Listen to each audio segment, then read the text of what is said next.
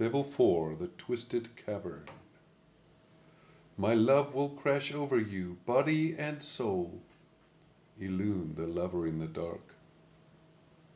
Quick notes. The Twisted Caverns is a place of madness, desperation, and hopelessness, making it into a wonderful horror story.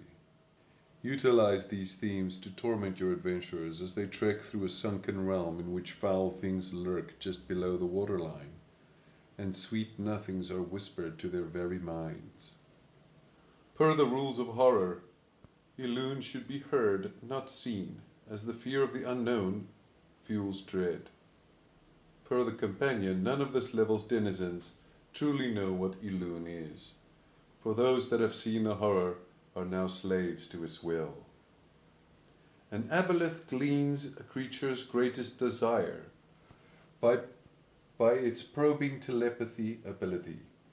You should know your party's greatest desires before running this level, so that Illuun can promise them to a character that joins it in the realm below. Narratively, the optimal path for this level is A1 to present the dead drow added by the companion, then A12 to meet the drow there who in exchange for their lives lead the party to A11, where they can treat with Meleth or Vrindar. Afterwards, areas 20 and 21 are to be visited, with the level culminating in the Grotto of Madness, A16. Rafts are found in A14. The party can use them to skip this level for the next by sailing downstream. Illuun can thwart them with the Ambushed special event. The party will encounter their first navigable gate, A11C, which links to level 2, A5.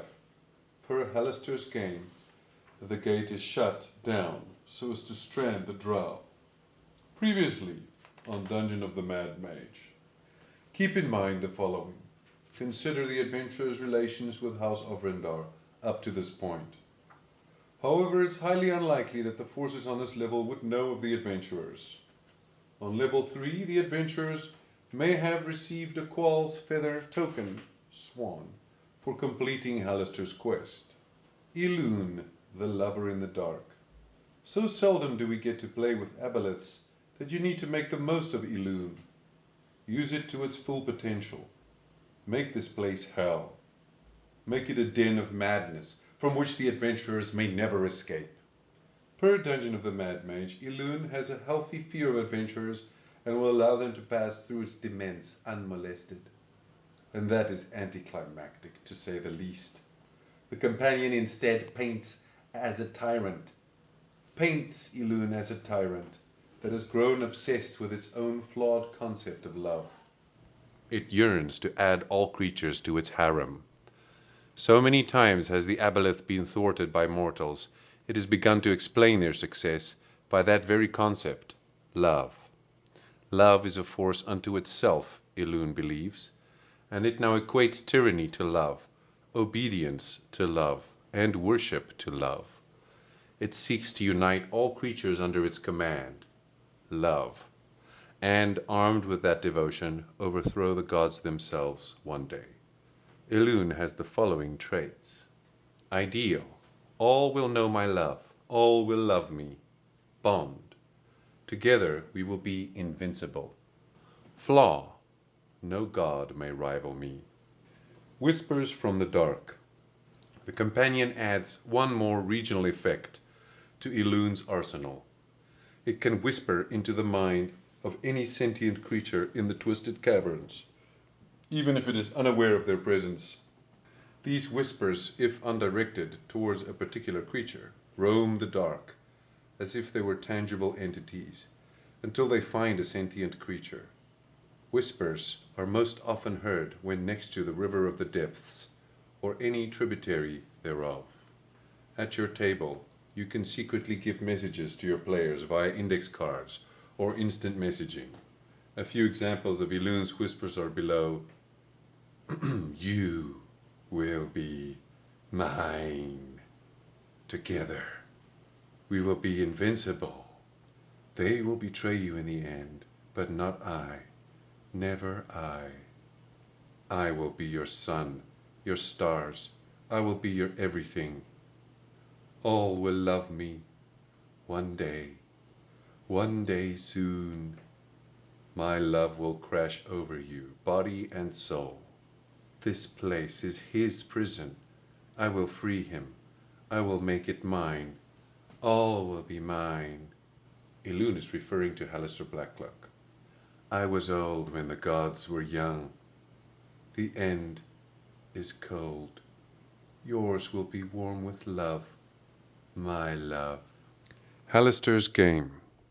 For once, it's not the adventurers playing in Halaster's game, but the Kuo-toa and Drow within the Twisted Caverns. Twisted Caverns.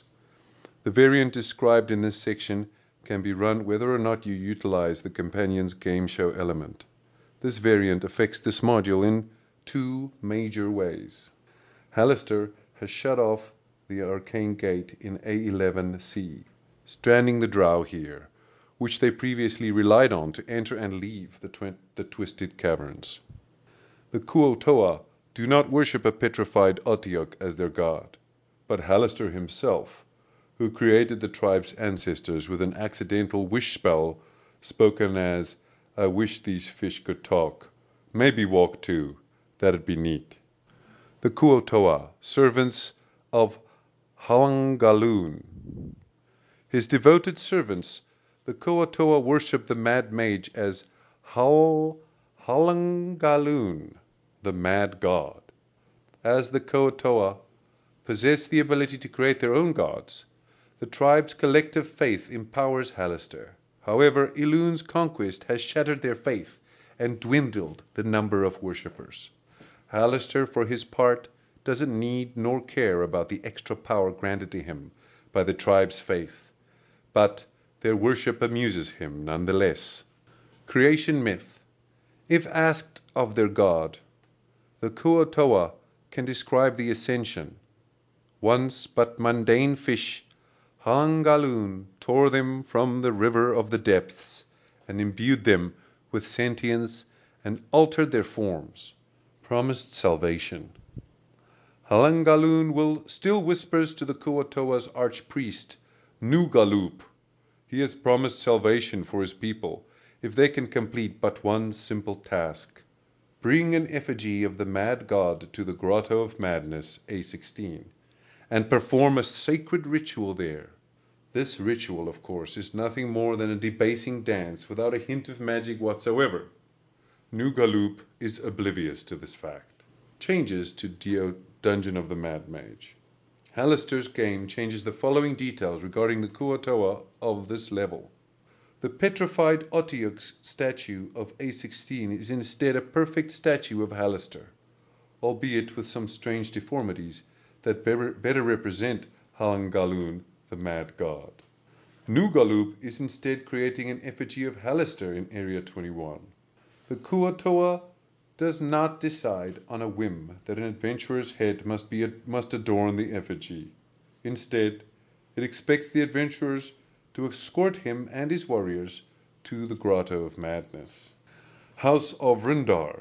This isn't funny anymore. Our familiar heels have come round again. The Drow of House of Rindar, commanded by Melith, they watched the conflict between the Kuo-toa and the Aboleth.